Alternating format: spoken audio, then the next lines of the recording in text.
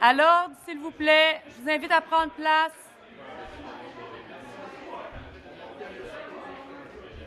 On s'assoit. On s'assoit.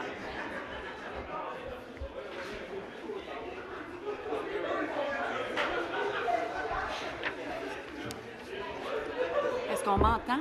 On m'entend-tu? On m'entend. OK. Oui. Merci. À l'ordre, s'il vous plaît. Merci. La Commission des relations avec les citoyens reprend ses travaux. Je demande... Hey, les amis, hello, je vous en prie. Oui. Oui, ça va. Merci. La Commission des relations avec les citoyens reprend ses travaux dans la joie. Je demande à toutes les personnes de la salle de bien vouloir fermer son téléphone cellulaire ou ses appareils électroniques. Nous poursuivons les consultations particulières et les auditions publiques sur le projet de loi numéro 9, la loi visant à accroître la prospérité socio-économique du Québec et à répondre adéquatement aux besoins du marché du travail par une intégration réussie des personnes immigrantes. Cet après-midi, nous entendrons les organismes suivants: la Fédération québécoise des municipalités, Accueil et liaison pour arrivants et le Protecteur du citoyen. Je souhaite donc la bienvenue à la Fédération québécoise des municipalités. Je vous rappelle que vous disposez de 10 minutes pour votre exposé, puis par la suite, nous procéderons à la période d'échange avec les membres de la commission. 1 minute avant la fin, je vous ferai un signe. Je vous invite donc à vous présenter et à débuter. Merci beaucoup, Madame la Présidente, Monsieur le ministre, Mesdames et Messieurs les députés. Je me présente, je suis Yvon Soucy, préfet de la MRC de Kamouraska et premier vice-président de la FQM. Ma compagne à ma apostrophe, Maryse Drolet, conseillère politique à la FQM, et Pierre Châteauvert, qui est directeur recherche et politique à la FQM également. Donc, merci beaucoup d'accueillir la Fédération québécoise des municipalités dans le cadre de cette commission parlementaire sur le projet de loi 9.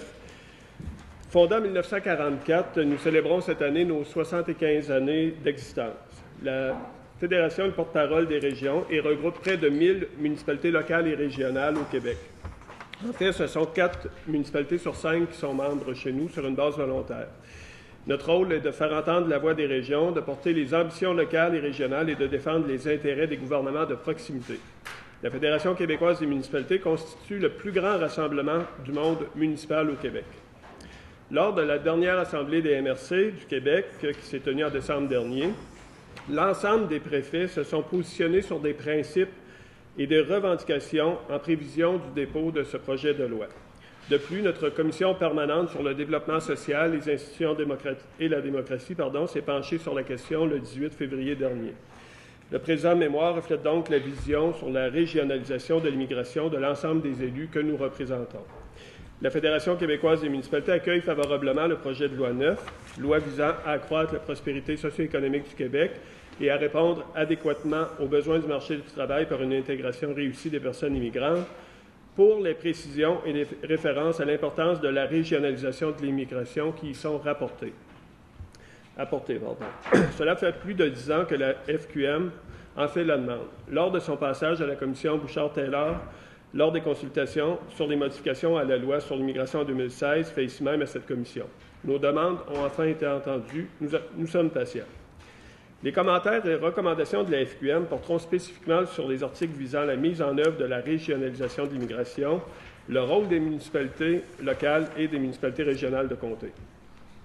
Rappelons ici que selon un rapport de l'Institut du Québec, daté du 18 septembre 2018, 76 des 52 388 immigrants permanents accueillis en 2017 se sont établis à Montréal. Seulement 16 des nouveaux arrivants, depuis 2011, ont choisi de vivre en région. Ces données nous interpellent. C'est pourquoi à la Fédération, parler d'immigration, c'est bien plus qu'accueillir de nouveaux travailleurs pour combler nos besoins en main-d'œuvre. Parler d'immigration, c'est aussi parler d'accueillir de nouvelles familles, de nouveaux enfants dans nos écoles, de nouveaux collègues et de futurs amis. Les MRC et les municipalités sont ainsi des acteurs clés de toute démarche de régionalisation de l'immigration. Le rôle des municipalités et des MRC dans toute l'opération d'accueil et d'intégration des nouveaux arrivants doit être reconnu dans ce projet de loi. La FQM souhaite rappeler ici l'adoption du projet de loi 122 qui reconnaît les municipalités comme de véritables gouvernements de proximité depuis juin 2017. Rappelons également que l'Assemblée nationale a confié à la MRC la compétence en développement économique local et régional, indiquant qu'une municipalité régionale de comté peut prendre toutes les mesures afin de favoriser le développement local et régional sur son territoire. Ainsi, la première recommandation de la Fédération sera de demander que ce projet de loi reconnaisse la MRC et la municipalité en tant que gouvernement de proximité comme acteur clé de toute démarche de régionalisation de l'immigration par le gouvernement du Québec. Le projet de loi fait référence à la coordination de la mise en œuvre des services d'accueil, de francisation et d'intégration des personnes migrantes, ainsi qu'à l'importance de bâtir des collectivités plus inclusives, contribuant à l'établissement durable en région des personnes immigrantes. Pour la Fédération, le rôle des MRC et des municipalités est indéniable dans ces actions de coordination, notamment lorsqu'il est question des services d'accueil, de francisation et d'intégration pour les immigrants allant en région.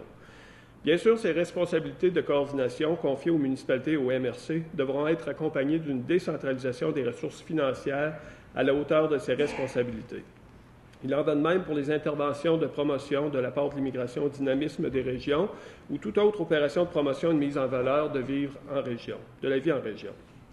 Pour appuyer la mise en œuvre de la loi, la Fédération québécoise des municipalités demande qu'une politique de régionalisation de l'immigration soit élaborée qui prévoit l'implication active des MRC dans le processus de régionalisation de l'immigration. Ainsi, la FQM demande que soient conclues des ententes d'au moins 5 ans entre le ministère de l'Immigration, de la Diversité et de l'Inclusion, le MIDI, et les MRC d'une même région administrative pour assurer la coordination et l'adaptation de mesures d'accueil et d'intégration des personnes immigrantes en région. La FQM demande également que le MIDI ouvre des bureaux régionaux, dont la mission sera d'assurer une coordination efficiente entre l'accueil et en région, en concertation avec les MRC. Ces bureaux verront à l'application et à la mise en œuvre de la politique de régionalisation de l'immigration.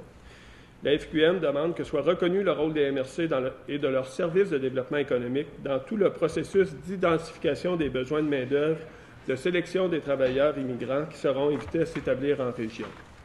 La FQM demande que les interventions d'accueil, de francisation et d'intégration des personnes immigrantes soient régionalisées et décentralisées à l'échelle des MRC. À titre de gouvernement de proximité, les MRC sont les mieux placés pour assurer la coordination et la concertation des groupes et intervenants sur leur territoire. La FQM demande que cette délégation de compétences soit accompagnée des ressources financières suffisantes. Finalement, la Fédération québécoise des municipalités demande que toute discussion entre le MIDI et les régions concernant la régionalisation de l'immigration et ses modalités de décentralisation ait lieu à la table régionale des préfets, présente dans chacune des régions du Québec. En conclusion, j'aimerais aussi rappeler que la personne qui immigre choisit un emploi, choisit un emploi, mais aussi un milieu de vie pour elle-même et sa famille. Ainsi, accueillir de nouveaux arrivants dans un milieu, c'est aussi accueillir des personnes remplies de rêves et d'espoir de se réaliser pleinement, des familles qui souhaitent bâtir une nouvelle vie.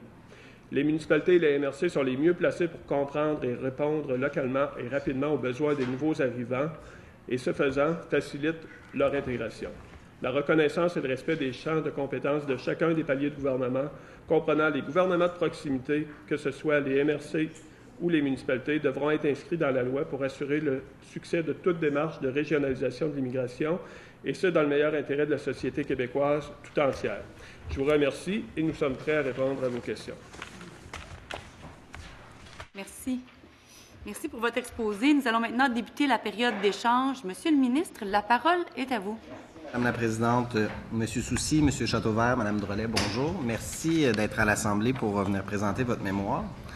Alors, j'entends bien ce que vous nous dites relativement au fait que vous souhaitez, en lien avec les municipalités qui sont membres de la FQM, qu'il y ait des pouvoirs qui soient dévolus au sein des MRC, puis qui soient vraiment en charge, dans le fond, de l'intégration au niveau régional. C'est bien ça? Absolument. OK. Comment je pourrais dire?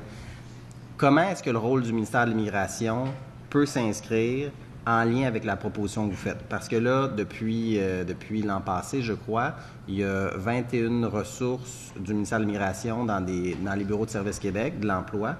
Là, le ministère recommence à s'établir en région pour avoir un parcours personnalisé. Ça va s'inclure, dans le fond, avec ce qu'on veut faire, de l'accompagnement, plus de ressources pour les temporaires, pour les permanents. sur l'ensemble du territoire québécois. Comment est-ce qu'on peut travailler ensemble là-dessus avec les ressources du ministère de l'Immigration puis les MRC? Comment vous voyez ça? Écoutez, actuellement, je pense que le ministère, les ressources sont principalement consacrées à Montréal. Il commence à y avoir une décentralisation vers les régions, mais actuellement, c'est quand même très peu. Je peux vous dire, moi, je suis préfet de la MRC de Kamouraska. Nous avons une personne qui travaille en mobilisation avec une entente que nous avons avec le Midi. On constate là, que les besoins... moi, il n'y a pas une semaine que je ne me fais pas interpeller par des entrepreneurs qui manquent cruellement de main-d'œuvre, qui actuellement freinent des projets de développement. Puis, nous, en fait, là, on pense que les municipalités régionales de comté, les municipalités locales doivent faire partie du processus d'accueil, d'intégration. On est dans la mobilisation chez nous, là, mais malgré le fait qu'on n'est même pas assuré d'avoir du financement, là, on se dirige déjà vers l'accueil, l'intégration, parce qu'on a besoin de ressources. Puis, c'est pour ça que nous, on croit que par territoire de MRC, les besoins vont être beaucoup plus facilement identifiables, puis on va pouvoir y répondre également beaucoup plus facilement par notre proximité que nous avons, par exemple avec les chercheurs d'emploi, avec les communautés qui veulent se revitaliser, qui veulent maintenir des services de proximité. Donc, notre lien avec la région, évidemment, c'est pour toute la question des programmes. Mais on pense qu'à l'échelle d'une municipalité régionale de comté et des municipalités locales, on a un travail à faire, puis on est prêt à le faire. L'étendue de votre proposition, là, vous nous dites, est-ce que, dans le fond, supposons qu'on dévoluerait vers les MRC, vous prendriez en charge, supposons, la francisation, l'intégration dans vos bâtiments propres de la MRC, dans le fond, ou vous voulez continuer de travailler en partenariat avec les organismes communautaires? C'est quoi votre vision là-dessus? Là? Actuellement, on est en partenariat. Là. Je pense chez nous, on a un comité immigration qui réunit plusieurs intervenants. On a un comité également plus politique pour donner les orientations. Puis il y a déjà plusieurs organisations qui travaillent à l'accueil et l'intégration. Mais tout ça sur un territoire de MRC, ça nécessite une coordination, ça nécessite quand même un travail important. Donc, c'est vraiment à ce niveau-là que nous voyons notre rôle. Monsieur Chateauvert. Et, M. le ministre, si vous permettez, effectivement, le lien avec le ministère. Dans le passé, avant 2015, le ministère appuyait son action beaucoup sur les conférences régionales des élus. Et bon, tout ça a sauté et disparu. Les MRC ont été obligés de pallier et de créer une intervention sur le territoire. Et c'est la majorité de nos membres, effectivement, sont très actifs là-dessus. La décentralisation, ça veut pas dire... ça nécessite aussi un accompagnement, c'est-à-dire une déconcentration, une présence en région, avec d'autres ministères qui sont très présents, qui ont des directions régionales fortes. Genre, je parle de l'agriculture, le ministère des Affaires municipales. Il est toujours possible de discuter et d'adapter les programmes, les interventions pour mieux répondre aux besoins. Parce que souvent, ce qui se passe, c'est qu'au niveau soit de la table des MRC, qui regroupe dans toute une région, avec la direction régionale, ils s'entendent sur une façon de faire et souvent même, ça se reproduit ça au niveau de la MRC pour adapter encore plus ces interventions, pour avoir une intervention plus efficace.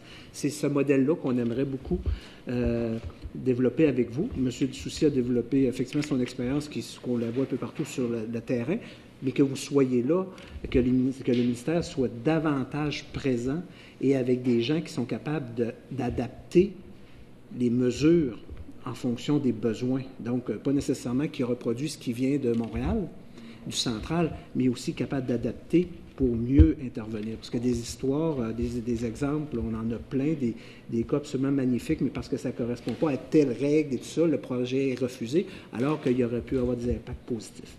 Donc, c'est ça, c'est le message qu'on aimerait vous lancer, de dire que de travailler en symbiose. Nous, c'est le message qu'on lance à l'ensemble des ministères. Puis avec le Midi, c'est particulièrement criant comme besoin. Bien, c'est un des plans que nous avons de renforcer le ministère de l'Immigration. Dans la loi, on met le rôle de leadership aussi, mais on veut aussi s'assurer que on donne au ministère les ressources pour s'assurer de l'accompagnement. Fait que très certainement, je vais être intéressé à travailler avec vous, avec l'ensemble des MRC, puis avec les différentes municipalités pour s'assurer que ça fonctionne, parce que moi, je pense qu'on a le devoir de faire en sorte que ça fonctionne mieux, de faire en sorte aussi d'avoir une plus grande régionalisation. Comment vous voyez ça? Dans le système ARIMA, moi, j'avais l'idée notamment de faire en sorte de prioriser, supposons, les candidats avec des offres d'emploi validées en région, en lien avec les employeurs. Comment vous envisagez ça? Parce que, en fait, je vais vous dire, Montréal est venu avant vous ce matin, puis il disait, nous, on est en faveur de la régionalisation, mais on a des grands besoins à Montréal aussi. Je sais que dans toutes les régions du Québec, il y a une pénurie de main-d'œuvre aussi. Que me conseillez-vous là, pour faire l'arbitrage là-dedans? Nous avons aussi nos services de développement économique dans chaque territoire de la MRC, là, que ce soit intégré à la MRC ou par les CLD. Je pense comme je vous le disais tantôt, on est en mesure d'identifier les besoins, puis c'est certain que des besoins, nous en avons. Je regardais juste chez nous, là, issus de l'immigration, on a 460... Pour une communauté qu'on pense quand même assez homogène, là, on a 475 personnes qui sont issues de l'immigration chez nous, provenant de 25 nationalités différentes. Donc, moi, ce que je pense, c'est qu'on peut faire des histoires à succès si on régionalise l'immigration, là, très certainement. Et est-ce que vous accueillez favorablement le fait que le gouvernement souhaite aller de l'avant avec une réforme qui va baser la sélection des immigrants en fonction des besoins de main-d'œuvre que nous avons? Puis, écoutez, c'est clair là, qu'on doit répondre aux besoins de nos entreprises, mais moi, j'ajouterais qu'on doit bien accueillir puis bien intégrer également les personnes qui vont arriver chez nous. Parce que sinon, malheureusement, ces gens-là ne développeront pas leur sentiment d'appartenance. Puis c'est le facteur clé, selon moi, d'une intégration réussie. Puis c'est pour ça qu'on doit avoir les moyens par territoire des MRC, les municipalités régionales, les municipalités locales, de bien assurer la coordination, d'avoir les ressources nécessaires, d'avoir un financement adéquat pour faire en sorte que ces accueils, ces intégrations-là seront réussis, puis que les gens vont rester chez nous, vont se sentir chez eux. Mais évidemment, on est en faveur qu'il y ait une adéquation entre les besoins de nos employeurs et les personnes qu'on va accueillir. Sur la question là, des bureaux régionaux que vous voulez qu'ils soient mis en place, présentement, les agents du ministère de l'Immigration se retrouvent dans les centres locaux d'emploi ou Service Québec. Est-ce que cette formule-là vous convient ou vous souhaitez vraiment que le ministère implante des bureaux distincts? Tu mon collègue répond. En fait, oui, effectivement, c'est une présence, c'est déjà mieux que ce qu'il y avait avant, là. Il faut développer, mais ce qu'on a de besoin aussi, oui, c'est une présence, mais un accompagnement pour des fois adapter les mesures. Donc, que ça passe par que vous ayez une entente de gestion avec les centres locaux d'emploi, on n'a aucun problème avec ça. L'objectif ultime, c'est que vous soyez là, que vous accompagnez la démarche et que vous puissiez adapter. Des fois, il y a des choses là, qui ne fonctionnent pas. Tantôt, on parlait de cas des réfugiés pour répondre aux besoins. Dans le coin de Sainte-Françoise, dans la MRC de Bécancour, eux autres, ils se sont dit c'est une population agricole, c'est un milieu agricole. Puis ils se sont dit on a besoin de travailleurs agricoles. Ils ont travaillé avec les groupes à Montréal pour attirer les réfugiés qui étaient des agriculteurs dans leur pays au lieu de les faire installer dans le centre-ville de Montréal. C'est un succès incroyable. Mais le nombre d'embûches qu'ils ont dû traverser pour que ça fonctionne, c'est des milieux où tu as besoin d'un permis de conduire, même juste aller à la SAC, ça a été un défi. Donc, c'est cette notion-là de pouvoir être accompagné par le ministère pour des fois régler les choses, parce que vous avez le lien avec l'ensemble des autres machines. Donc, c'est que ça passe par la clé, ça prend une présence active et capable d'adapter la réalité. Donc, effectivement, la gestion, c'est la façon que vous structurez. Vous avez énormément d'ententes avec Emploi Québec. Effectivement, ça fonctionne, des choses comme ça. Mais pour la présence à région, Emploi Québec, c'est un très, très, très bon partenaire. Mais sauf que le résultat, il faut qu'il soit là. C'est notre souhait, c'est c'est la capacité d'adapter les mesures et de façon active avec les intervenants sur le territoire qui sont regroupés au niveau des municipalités et coordonnés au niveau des MRC puis la table des MRC. Le monde ministère est très bien structuré à ce niveau-là, puis quand les ministères en profitent, ça fonctionne très bien. Puis j'imagine dans plusieurs MRC, c'est vraiment criant les besoins que vous avez présentement. Il doit y avoir des entreprises à risque dans plusieurs MRC. C'est quoi le portrait, l'écho que vous avez là, à la FQM des différentes municipalités?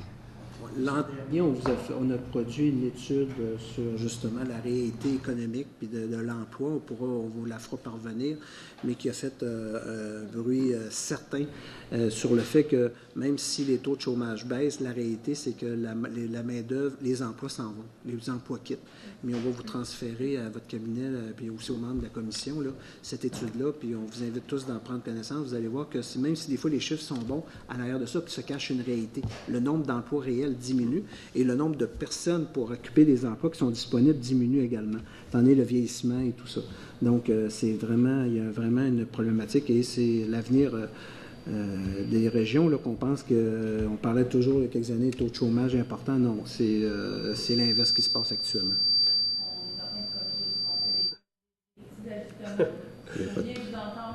Parfait. Disponible dans les régions. Qu'est-ce qui ressort du profil qui est requis? Très diversifié. On était au Salon de l'emploi à Montréal il y a quelques semaines. En fait, le Bas-Saint-Laurent, mais pour la MRC de Kamouraska, puis on a une diversité d'emplois. Là, ça va de travailleurs en usine, mais jusqu'à des emplois comme oui, absolument, des ingénieurs. Écoutez, je prends seulement Bombardier chez nous qui est constamment en recrutement. Beaucoup de centres spécialisés également qui recherchent des travailleurs très, très qualifiés. C'est très diversifié. Là. La FQM a une corporation informatique municipale. On a une structure, on a une mutuelle, la municipalité, l'assurance, puis la corporation. Et même si elle n'est pas très loin de Québec, elle est quand même dans un territoire rural, on a de la difficulté. Et même au niveau du fonctionnement même du monde municipal, c'est pas facile parce que là, on a un service de ressources humaines et des gens qui travaillent à temps plein pour combler des postes, là, pour amener des gens et tout ça. Et ça, c'est les entreprises, on a simplement, l'été dernier, je me souviens, j'ai fait le vélo-route du Bleuet, puis on voyait toutes les entreprises, c'était assez hallucinant, là, tout ce qu'on offrait pour attirer des gens. Donc, c'est de tous les corps d'emploi en région qu'il y a un manque. Le projet de loi 9 touche l'immigration permanente. Puis en terminant de mon côté, parce que je vais laisser la parole à mes collègues, au niveau de l'immigration temporaire, un des objectifs que nous avons, c'est les immigrants qui sont en situation temporaire, qu'on puisse les permanentiser, d'offrir des ressources. En fait, le projet de loi 9, c'est ce qui va nous permettre de faire, de s'assurer de pouvoir donner des services maintenant aux personnes en statut temporaire au Québec pour les franciser, les intégrer. Est-ce qu'à court terme, des assouplissements dans le programme des travailleurs étrangers temporaires, ça peut être une voie pour répondre rapidement à la pénurie des différentes régions?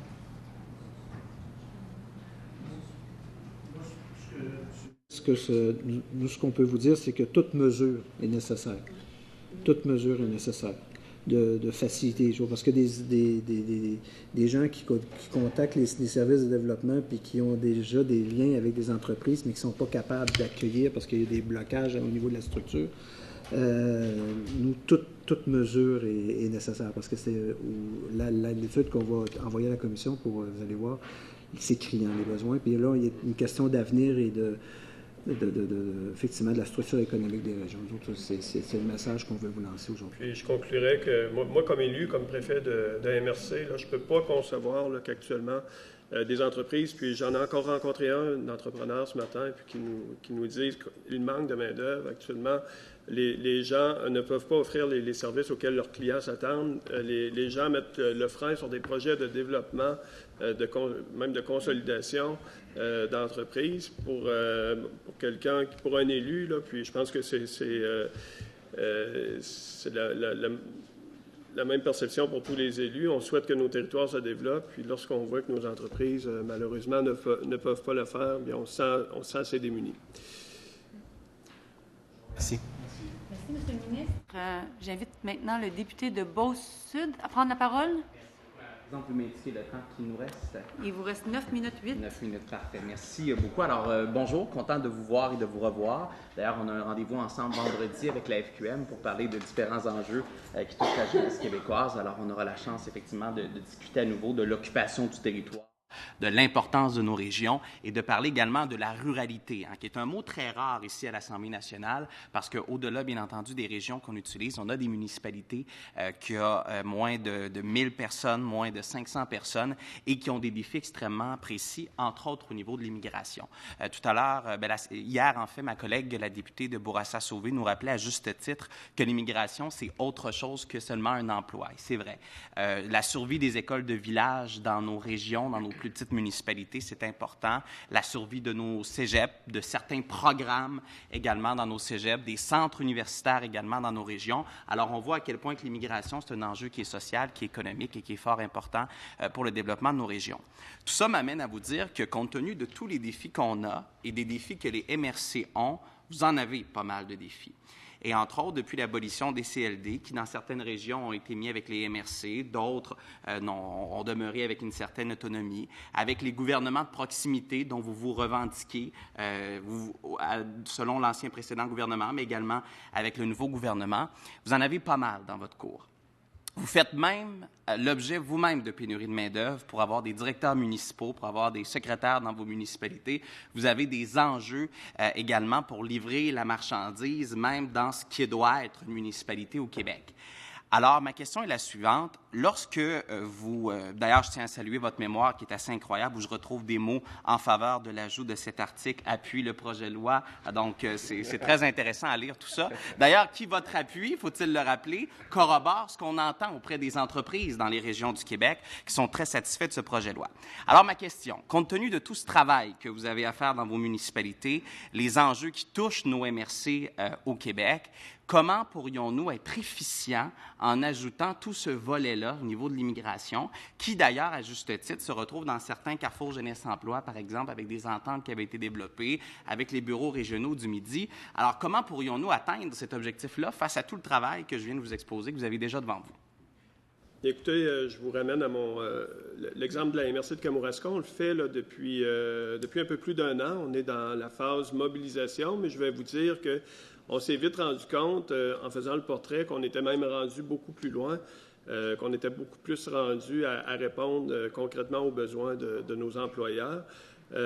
Puis notre rôle est essentiel. C'est un rôle de coordination à l'échelle d'un territoire de MRC. Puis en complémentarité avec toutes les organisations qui travaillent à faire en sorte d'emmener des gens chez nous. Là. Puis là, on parle d'immigration, mais on est aussi dans une démarche d'attractivité chez nous. Puis il y a plusieurs régions au Québec qui sont dans des démarches d'attractivité. Puis c'est le rôle des municipalités régionales de comté. On a été constitués, bien sûr, pour planifier l'aménagement du territoire, mais également pour assurer la concertation sur un territoire de MRC. Donc, moi, je vous dirais qu'on est en plein dans ça pourquoi on a été créé. Puis, si on ne le fait pas, qui va le faire, en fait? Là? Mais cette notion-là de gouvernement de proximité, elle est hyper importante compte tenu du fait que vous connaissez vos milieux, vous connaissez vos MRC, puis vous êtes bel et bien conscient de la réalité qu'il y a sur le territoire. Ma question, c'est est-ce qu'on va réussir à atteindre tous nos objectifs et à atteindre justement ces objectifs-là de vitalité, de ruralité, d'occupation du territoire? Voyez-vous, chez nous, en Beauce, je travaille l'Internet haute vitesse puis la couverture cellulaire avec la MRC parce qu'ils ont l'expertise, ils savent exactement où ils s'en vont. Alors, si on en rajoute, parce que très souvent, les municipalités veulent plus de pouvoir, plus d'action, mais nous disent les sommes financières ne suivent pas, les outils ne suivent pas pour travailler. Alors moi, je veux m'assurer dans votre revendication, qui, je crois, mérite d'être analysée comme le ministre l'a souligné, il faut certainement s'assurer que si jamais vous avez ce pouvoir-là, je le mets en guillemets, que vous puissiez avoir tous les outils pour atteindre vos objectifs. Puis, c'est indiqué dans notre mémoire à quelques reprises qu'on demande que cette délégation de compétences soit accompagnée des ressources financières suffisantes. Donc, je suis heureux de voir qu'on est entendu, puis espérons que ça se concrétisera. La problématique est intense et les gens le font déjà. Okay? On ne compte plus le nombre de MRC et aussi de tables de préfets de MRC, là, le regroupement au niveau de la région, qui ont lancé des opérations de concertation pour organiser l'accueil, organiser l'action. La MRC n'accueillera pas les migrants, mais elle va le coordonner, les groupes qui vont accueillir les migrants, la famille, les gens du scolaire et tout ça autour d'une table. un peu partout. On peut vous fournir des modèles un peu partout, ce qui se passe un peu partout. Et c'est ça qui se passe actuellement sur le terrain. Ça se fait parce qu'il y a une urgence. Atteindre une qualité égale partout, j'y crois pas. L'État, il réussit même pas lui-même avec l'ensemble des ressources qu'il a à sa disposition. Mais d'améliorer le processus, d'améliorer le système, d'aller plus loin, les gens sont mobilisés. Il faut savoir que être préfet il y a 20 ans, puis être préfet aujourd'hui, ça demande pas mal d'heures. Ça se rapproche de ce que vous vivez, vous, comme élu à l'Assemblée nationale, en termes d'obligations, en termes d'implication, en termes de réunions, en termes de concertation, en termes de ci, en termes de ça. Donc, les gens s'impliquent parce que c'est l'avenir de leur communauté qui est en jeu. Point. Merci. Je comprends bien que la députée de Lée-Plaine désire prendre la parole. Merci beaucoup. Merci beaucoup d'être ici aujourd'hui. Enfin, pour ma part, je mets un visage derrière les 3 lettres, l'acronyme. En fait, je ne répéterai pas ce que mon collègue a dit. Je suis bien contente d'avoir passé au travers de votre mémoire et de voir effectivement que, en majorité, vous êtes d'accord avec le projet de loi qu'on présente aujourd'hui. Par ailleurs, j'ai arrêté sur des statistiques, 16% d'immigrants seulement qu'en région. Et combien il reste aussi? C'est ce qui importe beaucoup en ce moment. Vous êtes pour l'arrimage, pour la régionalisation. Mais une fois que les gens, les immigrants sont rendus en région, qui ont un emploi, qui sont francisés, parce qu'il y en a aussi qui connaissent bien le français, qui arrivent en région et tout ça, l'idée, c'est de trouver les moyens pour qu'ils demeurent. Moi, une petite histoire dans ma circonscription, je me suis liée d'amitié avec quelqu'un qui vient d'arriver, ça fait à peine 1 an, qui parle très bien français, qui a un emploi, ça va bien, mais elle s'ennuie, là. Elle a passé quelques mois à Montréal, puis elle se dit, je serais tentée d'y retourner, mais je sais que je n'ai pas d'emploi là-bas. Ici, ça va bien, tout ça. Comment est-ce que notre gouvernement, que ce soit le Midi ou d'autres aussi, là, j'ouvre grandes les portes, comment est-ce qu'on pourrait aider vos membres, les municipalités, à s'assurer qu'elles soient attrayantes? J'aime pas le mot attractive, là, j'aime mieux attrayante. Comment est-ce qu'on peut s'assurer qu'on va conserver les gens dans leur milieu de vie? Parce qu'on le dit, hein, c'est pas juste un emploi, c'est un individu derrière cet emploi-là. Comment est-ce qu'on peut vous aider?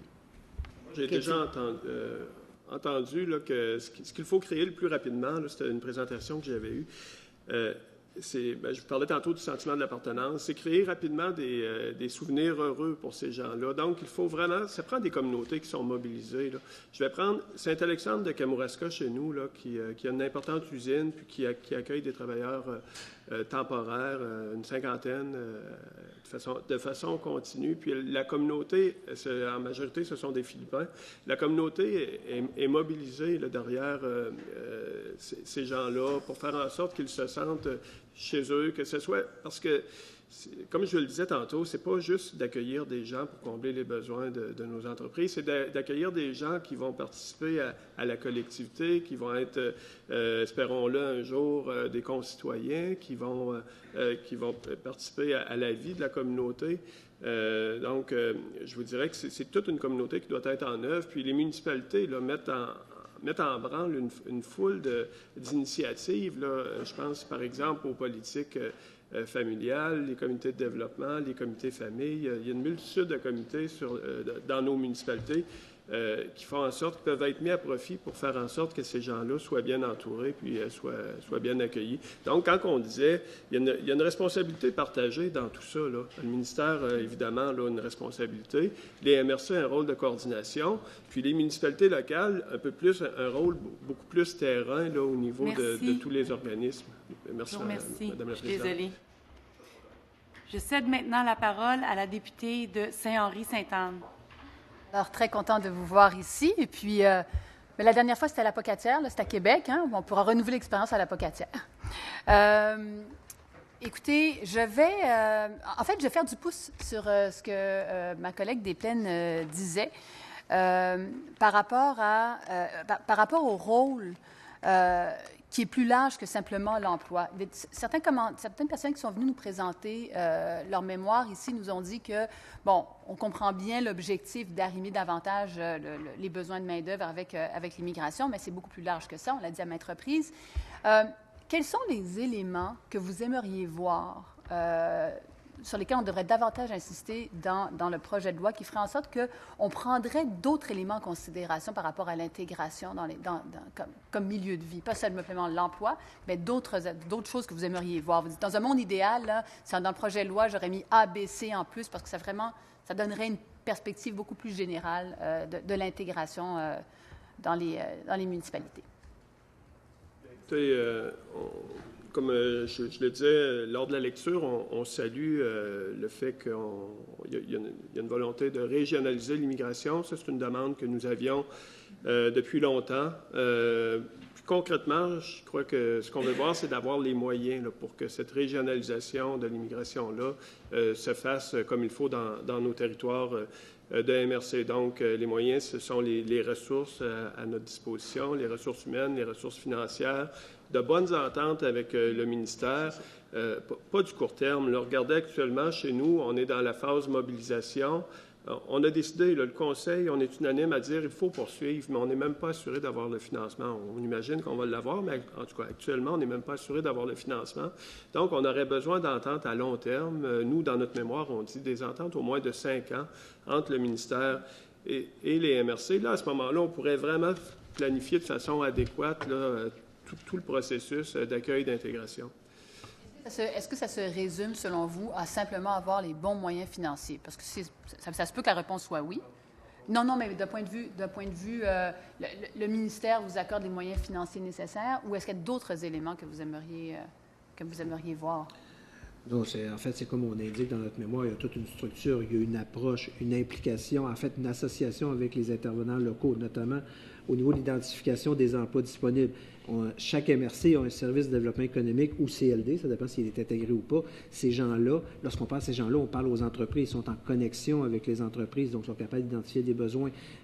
Au niveau des MRC, au niveau des tables de MRC, il y a de plus en plus en fait, même, je pense que c'est la quasi-totalité. Maintenant, ils ont des groupes, des regroupements de groupes communautaires qui sont associés à cette démarche-là de l'immigration. Donc, sont capables de parler cette structuration-là. En fait, notre message, c'est de connecter ce qui se fait en bas, ce qui s'est fait depuis la disparition des CRI, tout ça, que les MRC, les tables ont pris la relève avec un peu de moyens, même pas de moyens, là, donc ils se sont organisés. Il s'est bâti des liens, il s'est bâti des expériences, des choses intéressantes. C'est de prendre ça, c'est de connecter ça avec l'action du ministère, avec un ministère présent en région. Grosso modo, c'est ce qu'on dit. Parce que pour que ça soit encore plus efficace, parce qu'il y a des sous qui s'investissent, mais nous, on pense que ça peut aller encore plus loin. Et les gens, on le voit, les gens, les élus, tout ça, investissent aussi directement à partir de leur budget là-dedans. Ils mettent des fonds, ils mettent des ressources. Ils utilisent des fonds qui sont à leur disposition pour réaliser des expériences. On le voit un peu partout. Tantôt, je faisais référence à Centre du Québec, la MRC Bécancour au complet, dans une démarche collective de tout ça qui implique les groupes. Donc, les expériences se multiplient. C'est ça notre message aujourd'hui. Merci de la réponse. Tout à l'heure, vous preniez l'exemple de Philippins qui sont en grand nombre dans une ville en particulier. On voit dans certains endroits des autobus de personnes qui viennent de Montréal, qui font 1 heure de trajet, 2 heures de trajet, qui viennent travailler dans des localités qui repartent à la fin de la journée. Ça se vit présentement au Québec. Pas certaine que ce soit la bonne approche à terme. Pas certaine du tout que ce soit la bonne approche. J'aimerais vous entendre là-dessus puis de voir comment est-ce qu'on est... parce que les entreprises sont rendues à faire ça aujourd'hui, hein, comme vous le savez. Alors, puis effectivement, si on pouvait accueillir ces gens-là plutôt dans nos communautés, puis encore une fois, j'ai l'impression de me répéter, mais bien les accueillir, bien les intégrer, puis faire en sorte que ce ne soit pas juste des travailleurs pour répondre à des besoins, mais des gens qui vont habiter, qui vont vivre, qui vont contribuer à la vie de la communauté. Je pense que ce serait bien. Si vous permettez, je pourrais ajouter que aussi ces travailleurs-là, ces gens-là, souvent, c'est dans des conditions qui sont misérables et qui ne sont pas toujours très intéressantes. À ce moment-là, nous autres, ce qu'on vous a dit tout à l'heure, ce que M. Soucy vous transmettait comme message, c'est qu'on désire que ce soit des membres de communauté qui viennent travailler, œuvrer et contribuer à la communauté. On le voit, les gens de Sainte-Françoise, tantôt l'exemple, ils ont été prendre des réfugiés syriens qui étaient des agriculteurs qu'on est en train d'établir dans un quartier urbain et ils ont amené en région. Passer par Sainte-Françoise, aller voir, l'école est pleine Et il n'y a plus de résidences disponibles parce qu'ils s'en viennent tous là. Puis, et ça profite aux agriculteurs du coin, qui sont des grosses entreprises agricoles de toute nature, toute production. Et ces gens-là sont en train de devenir des citoyens. Ils sont déjà là, mais ils savent, avec l'appartenance et tout ça, puis ils ont un fun noir dans ce coin-là. Là, c'est le cas de le dire. Ils ont du fun, c'est pas possible. Là. Et le préfet, là, qui est au préfet puis qui est maire, c'est d'une fierté totale, cette affaire-là. Là. C'est vraiment une expérience extraordinaire. Donc, c'est ça que nous autres, on pense. Parce que ces gens-là, je pense qu'à quelque part, sont exploités aussi, puis il faut absolument, je pense, effectivement intervenir. Si, je sais que le député de Néligan a plusieurs questions. Merci, Madame la Présidente. Ça fait plaisir. Merci pour votre intervention et votre rapport. Écoutez, j'ai une inquiétude et je vais vous partager mon inquiétude. En fait, je me suis inspiré de l'intervention du collègue de Bossut qui nous a parlé de multitude d'enjeux que vous vivez, notamment par rapport au manque de main-d'œuvre et de personnel aussi. Et je vous comprends parce que là, maintenant, vous allez avoir d'autres tâches supplémentaires pour nous accompagner et accompagner la régionalisation de l'immigration. Parlant de l'intégration, je ne vais pas aborder pour une fois le volet économique. Je pense que les MRC, vous comprenez très bien, vous êtes en contact avec, via les CLD, vos services de développement économique de vos régions respectives. Mais ce matin, nous avons une excellente présentation d'un organisme qui travaille avec le ministère, qui nous a présenté les chocs d'intégration, notamment le choc discriminatoire, le choc culturel. Et je vais vous présenter un cas concret. C'est juste pour vous dire, est-ce que vous avez pensé à ça? Mais si vous n'avez pas pensé à ça, c'est le moment de le demander au ministère, d'être accompagné. L'exemple parfait qui me vient à l'esprit, c'est l'exemple de Shawinigan, où CGI a fait un effort énorme de ramener des ingénieurs et où on a eu, quand les gens ils ont commencé à demander le fait d'avoir un lieu de culte, on a vu ce qui s'est passé au niveau de la ville. On peut penser aussi aux cimetières et les problèmes la pression que ça met sur les conseils de ville. Et donc, on sait la volonté du ministère, c'est l'arrimage, c'est l'accompagnement, mais on oublie que parfois il y a des paramètres qu'on ne contrôle pas. Et ma question, elle est très simple. Les PME n'ont pas les moyens d'accompagner la diversité. Ils n'ont pas des départements de ressources humaines. Est-ce que les villes aujourd'hui, les MRC et les préfets sont capables d'accompagner et de régler ce genre de problématiques? Moi, j'ai envie de vous partager différentes expériences qu'on a vues dans plusieurs MRC du Québec, Rocher-Percé, Porte-Ouverture-le-Lac, au Lac-Saint-Jean. En fait, ça illustre les propos de M. Soucy. Quand on travaille ensemble, on peut faire des choses merveilleuses. Et les MRC, ce qu'elles souhaitent, c'est travailler justement avec les organismes du milieu, notamment les Carrefour Jeunesse-Emploi, les différents organismes, organisations communautaires qui sont particuliers, qui ne sont pas uniformes et qui travaillent avec leurs couleurs dans les territoires, à faire en sorte que les communautés se connaissent. La clé pour que, justement, on accueille à bras ouverts les communautés qui viennent chez nous, c'est de mieux se connaître. Et c'est tout simple.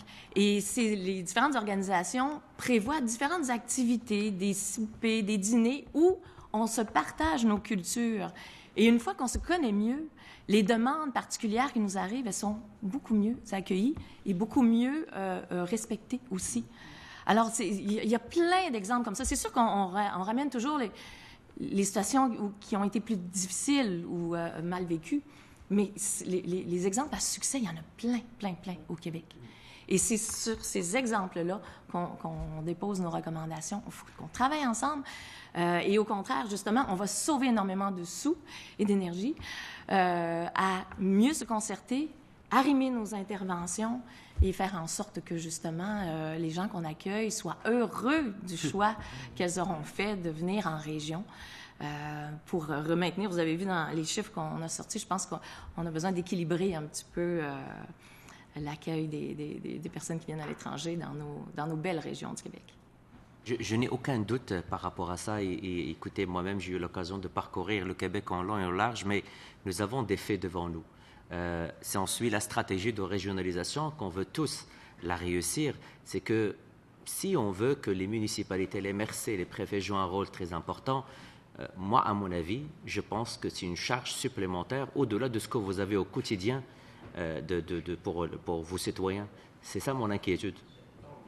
s'agit d'être Bien, écoutez, je pense qu'on est capable de l'assumer, puis ça faisait partie de nos représentations également pour devenir de véritables gouvernements de proximité. Puis, mais écoutez, on veut avoir les moyens, puis on l'a dit tantôt, votre collègue l'a dit, évidemment, on ne veut pas non plus se faire transférer des responsabilités sans avoir le moyen de les assumer. Mais moi, actuellement, on fait face à une situation là, qui est vraiment criante, puis c'est partout au Québec. Là. Puis on est interpellés, les élus, puis on est sans moyens ou sans solution face à ces problématiques-là. Bien, écoutez, nous, on ne demande pas mieux que de travailler, de se mettre à l'œuvre, de travailler, puis de faire en sorte de bien accueillir les gens chez nous, là, puis de répondre aux besoins, aux défis que nous avons. Là. Moi, je vois pas ça comme un problème. Là. On est capable de le faire. On le fait dans une multitude de dossiers, de responsabilités qui nous ont été confiées au fil des années, puis on l'a toujours bien assumé. Parfois sans moyens, mais sans moyens, je pense qu'on veut un petit peu moins le faire qu'on l'a déjà fait. Enfin, je n'étais pas en train de vous dire que j'ai un doute. Je voulais juste de rester au fait qu'il y a cet enjeu et justement avec toutes les demandes qui vont venir de la régionalisation, de prendre en considération que la rétention elle est aussi importante à part la régionalisation. Merci. De Bourassa-Sauvé va prendre la parole. Oui, combien de temps là? 3 minutes et demie. Merci à tous les trois. Très intéressant. Écoutez, j'ai passé mes étés à Kamouraska il y a plusieurs années. Et à cette époque-là, je ne pouvais pas imaginer qu'il y avait 475 personnes de 25 nationalités différentes qui seraient là aujourd'hui. Ça doit être un paysage très différent de quand j'étais petite. Mais je me demandais, alors, à Kamouraska, par exemple, qui fait la coordination de l'intégration? Est-ce que c'est l'entreprise? Est-ce que c'est la municipalité? Est-ce que c'est les organismes communautaires? Comment ça fonctionne? Bien, actuellement, là, comme je vous le disais, on commence à assurer une certaine coordination à la MRC. On a un comité immigration qui rassemble les différentes organisations. Mais on était plus officiellement dans la phase mobilisation. Là, on veut vraiment s'en aller vers la phase accueil-intégration. Donc, évidemment, le Carrefour Jeunesse-Emploi, qui est projection 1635 chez nous, en fait beaucoup. Le cégep de la Pocatière, je ne l'ai pas dit, on a la chance d'avoir un cégep en région. Le cégep de la Pocatière accueille quand même une clientèle immigrante assez importante. Ça fait probablement, c'est un peu ce qui fait en sorte qu'on a beaucoup d'immigrants également qui choisissent de vivre chez nous par la suite. Donc, toutes les organisations, le réseau de la santé, évidemment, les entreprises qui accueillent, toutes les organisations, actuellement assument un certain rôle, mais la coordination, on est au début du processus. La coordination commence à se faire à la MRC actuellement. Au niveau de la MRC. Oui. Qu'est-ce que vous souhaiteriez dans un monde idéal? Quel devrait être le rôle du ministère de l'Immigration? Est-ce qu'il devrait prendre un rôle de leadership ou vous donner les moyens pour prendre le leadership dans votre région? Évidemment, là, comme je vous le disais, il doit y avoir certainement une coordination régionale là, des programmes, puis les directions régionales, comme on en discutait dans notre mémoire. Mais à l'échelle des territoires de MRC, comme chez nous, actuellement, une personne, on se rend compte que c'est peut-être pas suffisant. Là. Pour répondre aux besoins chez nous, là, je vous le dirais, juste en coordination, toutes les activités de mobilisation, accueil, intégration, je pense qu'on aurait 2 personnes à la MRC, puis on n'en aurait pas de trop. Là. Donc, puis je vois difficilement comment ça pourrait être, en tout cas pour notre territoire, là, comment ça pourrait être ailleurs qu'à l'échelle de la MRC. Mais là, par la suite, c'est sûr que nos municipalités, je vous parlais de Saint-Alexandre, de Kamouraska, qui accueille beaucoup d'immigrants, nos 2 villes, Saint-Pascal, La Pocatière, ont leurs initiatives, puis ont leurs actions. Là. Donc, c'est un travail collectif. 1 minute. C'est un travail collectif, tout ça. Merci. Ah! Ben, écoutez... Revenir au Kamouraska, pas de problème. Vous êtes tous les bienvenus. Oui, sans faute. Oui. Ah, mais merci. Je tiens mes promesses. J'invite maintenant la députée de Marie-Victorin à prendre la parole. Présidente, merci à vous 3 pour la présentation. J'ai bien aimé que vous puissiez nous parler davantage de la nécessaire régionalisation de l'immigration. Vous avez abordé la question des bureaux régionaux de l'immigration. On sait que ça avait fait couler beaucoup d'encre dans les dernières années, les bureaux qui avaient été abolis par le précédent gouvernement, avant, finalement, à la fin du mandat, annoncer en grande pompe que les bureaux seraient réouverts. Mais bon, il n'est jamais trop tard pour bien faire, donc tant mieux. Je voulais savoir où ça en était dans les régions que vous représentez, justement. On a parlé tantôt des agents qui étaient présents, mais est-ce que formellement, il va y avoir des nouveaux bureaux là, qui seront ouverts à court terme? Je vais laisser M. Chateauvert répondre. En fait, effectivement, le ministère est en train de multiplier les intervenants en région là, pour rencontrer, pour voir. La première phase, ça a été de se présenter, parce que c'était des nouveaux postes qu'on a créés. Ça a commencé il y a 1 an et demi, je crois, quelque chose comme ça. Puis la prise de connaissance. Et aussi, ces gens-là avaient aussi à entrer en contact avec les autres membres de la CAR, des conférences administratives régionales. Donc, il y avait à se bâtir un réseau, de partir la roue, comme on dit. Il y a des liens qui se font, mais les demandes sont tellement importantes que je pense qu'on croit que ça prend plus de ressources, parce que le message qu'on vous lançait tout à l'heure, c'est que la décentralisation, et ça prend aussi une déconcentration, un accompagnement. Le ministère a une entente qui fonctionne bien là, avec Emploi Québec, ça fait très longtemps que ça existe. Là. Effectivement, si le ministère passe par Emploi Québec, bien, nous, ce qu'on a de besoin, comme on disait, c'était la flexibilité. En fait, un accompagnement, la discussion et de la flexibilité pour adapter les mesures pour mieux répondre aux territoires, aux communautés. C'est ce qu'on a de besoin. Mais évidemment, moi, il faut dire que ce qu'on voit aujourd'hui, là, puis ce qu'on voyait il y a 2 ans, il y a un changement. C'est clair qu'il y a une volonté de vouloir retourner sur le territoire. Parce que ce qui s'est passé, ça a été difficile. On ne se le cachera pas, ça a été difficile. De reprendre le flambeau après des années de tradition, c'est-à-dire de lien avec les groupes communautaires à travers les CRE, les conférences régionales des élus de l'époque, ça n'a pas été simple. Ça n'a pas été simple. Mais donc là, les gens prennent la relève, reprennent le flambeau, et on aimerait beaucoup une présence du ministère. Donc, les intentions sont là, il y a de la volonté, mais il manque encore les ressources, c'est ce que je comprends. Au début, là, effectivement, il faut commencer à travailler, puis là, il y a un projet de loi, puis c'est ça nos propositions pour aller encore plus loin. Sinon, en termes de ressources, est-ce que vous incluez également les ressources financières? Est-ce que vous avez des attentes à cet égard-là dans le budget qui sera déposé le 21 mars?